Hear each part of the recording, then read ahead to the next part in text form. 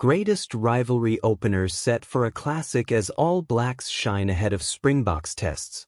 The stage is now set for one of the most eagerly anticipated battles in world rugby, with New Zealand heading into their opening test against the Springboks after producing another impressive performance on tour. Their latest outing against the Bulls in Pretoria was supposed to provide a demanding final challenge before the test series, but instead, Dave Rennie's All Blacks delivered a powerful statement, racing into a 24-0 halftime lead and eventually completing a dominant 54-17 victory. The result means New Zealand have now gone through 3 tour matches without losing, building confidence at exactly the right time, but the next challenge will be on an entirely different level. The Bulls entered the match during their pre-season, and their captain Marcel Coetzee openly acknowledged that his team wanted the opportunity to test themselves against one of the world's leading sides. However, from the opening exchanges, the All Blacks showed why this contest was always likely to be a difficult assignment for the hosts.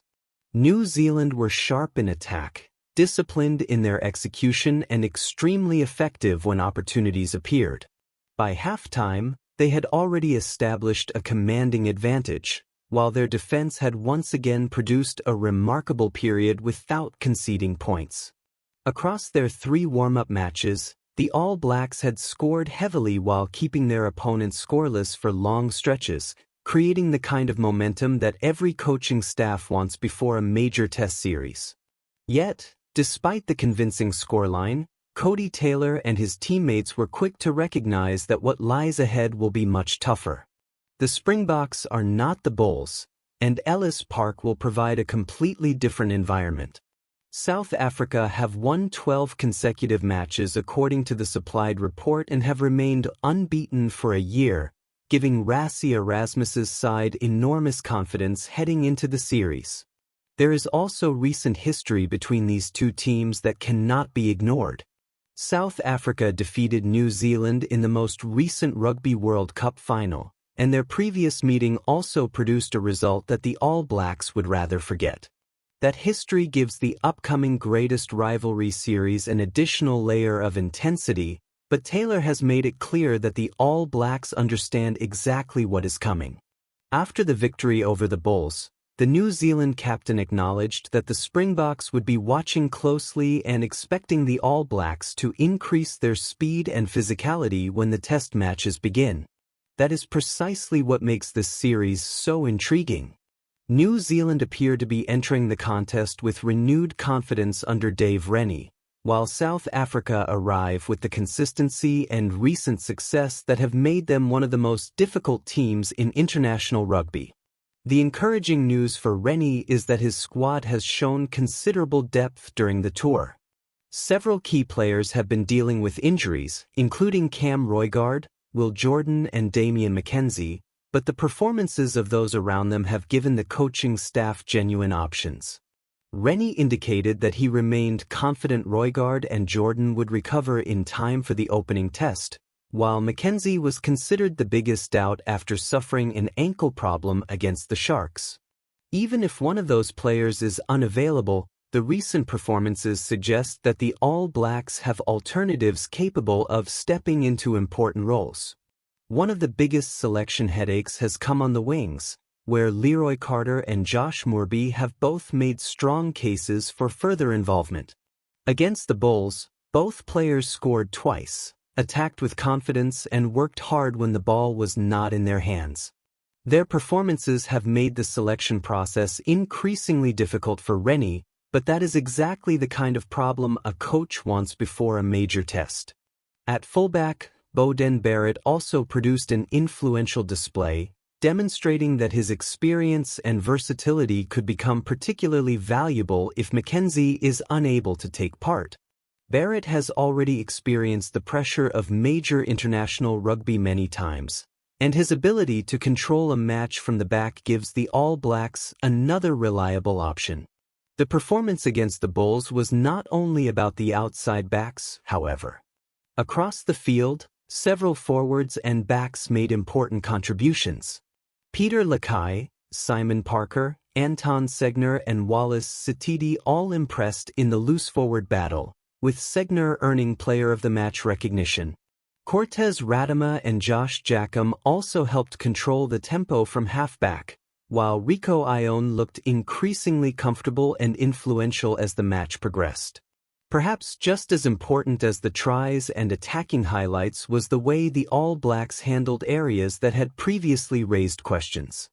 Their scrum was solid, their discipline was improved, and they maintained their energy despite playing at altitude in Pretoria. That detail could prove significant because altitude will also be part of the challenge during the Test series in South Africa. Segner admitted that the players could feel the difference, highlighting just how demanding the conditions can be. For a team preparing for high-pressure tests, learning to manage those physical demands is almost as important as the final score. The Bulls, meanwhile, did eventually find a way to respond. After trailing 24-0 at halftime, the hosts produced 3 second-half scores and showed plenty of determination, but by that stage the match had already moved beyond their reach. Their comeback was a positive sign of character, yet the early damage had been too great.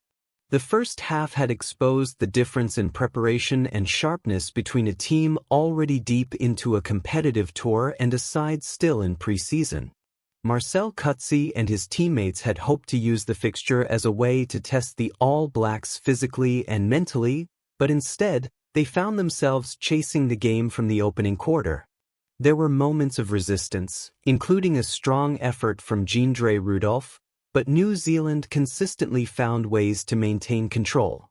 The match also carried historical significance. The two teams had not met for 50 years, with the previous encounter in 1976 ending in a famous victory for the side then known as Northern Transvaal. That historic result was always going to be remembered around the fixture, but there was little chance of history repeating itself in Pretoria. The modern-day All Blacks arrived with a completely different objective, and their focus was never simply on winning the match. This was the final opportunity for players to push their claims before the biggest games of the tour, and several of them took that opportunity. For Dave Rennie, the result therefore provided both confidence and selection questions. A coach can welcome a comfortable victory while still understanding that the real test is still to come. The All Blacks have shown that they can attack with speed, maintain pressure and create opportunities from different areas of the field, but the Springboks are likely to test every part of that game plan. The physical contest will be stronger, the defensive pressure will be greater, and the margin for error will become much smaller. That is why the biggest takeaway from Pretoria may not be the final score. It is the confidence that New Zealand can take into the opening test. The team appears healthy in key areas, several fringe players have put their hands up, and the experienced members of the squad have shown signs of finding their best form at the right moment. At the same time, South Africa will arrive knowing that this is an all-black side with genuine momentum. The Springboks will not be surprised by the result against the Bulls, but they will certainly take note of the way New Zealand controlled the opening half, defended strongly and maintained their intensity. That creates an intriguing contrast heading into the greatest rivalry. South Africa have the confidence of a long winning run and recent dominance, while New Zealand have the momentum of a resurgent campaign under Dave Rennie. The All Blacks also have players competing fiercely for starting positions, which could raise the standard even further. For supporters, that means the opening test arrives with almost every major storyline already in place. Recent history, contrasting momentum, selection battles, injury questions, and two teams determined to establish control from the beginning. The victory over the Bulls may have been convincing, but nobody inside the All Blacks camp will mistake it for the challenge waiting at Ellis Park. Cody Taylor and his teammates know that the tempo will rise, the physical contest will intensify, and every possession will matter. The Springboks will be ready to test whether this new-look confidence can survive the pressure of Test rugby, while New Zealand will be determined to prove that their recent resurgence is more than a promising run of warm-up performances. The Bulls may have been unable to soften up the All Blacks before the series, but their match provided exactly what Rennie needed: one final opportunity to assess his squad, build momentum, and identify the players ready for the biggest challenge. Now, the auditions are over and the real contest begins. The next chapter of the Greatest Rivalry is waiting, and after everything that has happened on this tour, there is every reason to expect a fascinating battle between two of the biggest forces in international rugby.